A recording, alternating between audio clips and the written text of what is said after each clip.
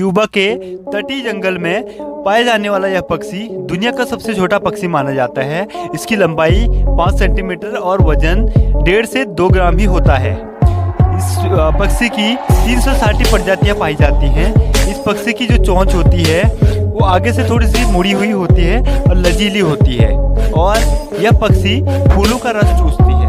यह पक्षी एक दिन में 1000 फूलों का रस पी जाती है। सबसे छोटी पक्षी होने के साथ दुनिया का सबसे छोटा दिल भी इसी पक्षी के पास ही है, जो 1 मिनट में 6 से 15 बार धड़कता है।